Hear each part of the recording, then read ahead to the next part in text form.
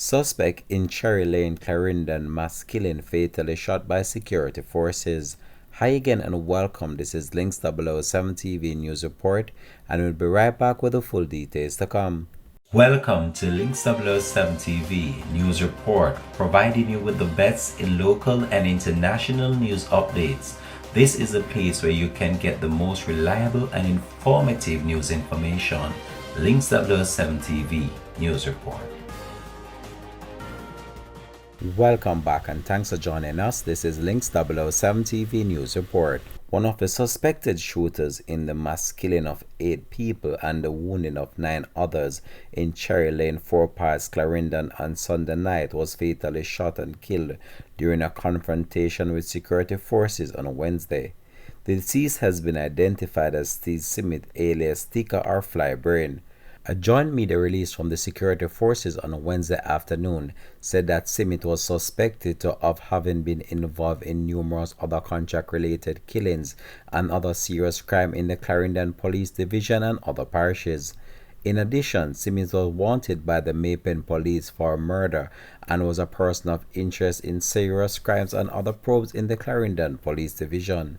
Reports are that members of the Jamaica Constabulary Forces Fugitive Apprehension Team and the Clarendon Operation Support Team reportedly went to a location in Osborne Store, Clarendon, relatively near to 4 Parts in search of Simit and other men who were suspected of having been involved in Sunday's mass shooting and other murders. It is reported that there was a confrontation during which Simit was shot and injured. He was taken to the Mapen Hospital where he was pronounced dead. The matter has since been reported to the Independent Commission of Investigations. Morning. The recent murder in Cherry Tree Lane, Clarendon, has left our nation in shock and grief. The brutal and indiscriminate killing of 8 innocent persons, including a child and 3 women, as well as the injuring of 9 others, including a baby, has troubled the minds of decent, law-abiding citizens here and abroad. This is not normal, and no self-respecting country will ever accept this as normal. Our response to this heinous crime has been swift and impactful. We have since seized an illegal firearm and have apprehended at least 5 persons. In fact, 1 person turned himself in yesterday. We continue to work tirelessly to uncover the truth and ensure that those responsible are held accountable under the rule of law. Our investigation has made significant progress, revealing connections to at least 6 previous violent incidents in Clarendon. These incidents include a quadruple murder in Havana Heights in 2021, a murder committed on April 21st, 2024, and a subsequent shooting and arson that was committed on April 25 in West Park. The other incidents include a murder that was committed on April 29 in the Cherry Tree Lane, a murder that was committed on May 11 along Fogar Road, Mapen, as well as a murder that was committed on May 15 in Yorktown. Unfortunately, our findings indicate that these local violent issues have international roots and incorporate local players, some of whom are incarcerated. These individuals who once were friends in Jamaica had a falling out in the United States over illegal obtained gains, leading to each taking homicidal contracts to incite fear and terror. Criminal actors in prisons were contacted to facilitate these contracts through their criminal networks, resulting in the senseless bloodshed here in Jamaica. We are committed in removing those responsible from our streets and to restoring public confidence and trust in our ability to keep Jamaicans safe. In light of this accepted duty, it is important that we isolate those who are responsible wherever they are and to offer our public the level of safety assurance needed. We are mindful of the likely reprisal that will take place in several areas within and outside of Clarendon. I want to reassure the public that the security forces will use all resources available to mitigate any threat of reprisal and will be available to use other legislative tools that is available to us. We appeal to good conscience and those locally and within our diaspora to partner with us in identifying those criminal actors and sharing whatever you know with the police. Together we can create a safer, more just society for all. Thank you. 5 men have so far been detained in an ongoing investigation into the brutal attack.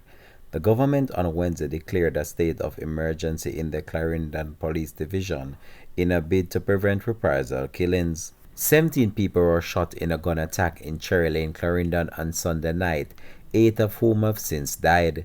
The brutal attack prompted Prime Minister of Jamaica, the Most Right Honourable Mr. Andrew Holness, to call an emergency meeting of the Security Council. After receiving a preliminary briefing from the Jamaica Constabulary Force, Mr. Holness advised the police to leave no stones unturned in bringing to justice the criminals who were responsible for this brutal act. I want the criminals who are involved in this to take my words very seriously. I am personally looking on all areas of the organization to ensure that all the resources necessary from the state, whether it is the financing, whether it is the international cooperation, whether it is the legislative support, will be made available to the security forces to pursue this relentlessly. They must either meet a judge or meet their maker, whichever they choose. Very good, Sarge, and your team. You know, we're going to be depending on you for the support in this area. One resident said to me that she is afraid. The other resident, who is the mother of the young lady who died, she was very effusive in her compliments to the police. ACP, she mentioned that there were regular patrols in place. I heard clearly. Even before the incident occurred. Every night. But it is clear that the gangsters obviously studied your rhythm and figured out where there was an opportunity, and they took it. So I'm certain that from an operational perspective, all of that will be dealt with, but the residents do need your reassurance. Right now, they need to see you as their protectors.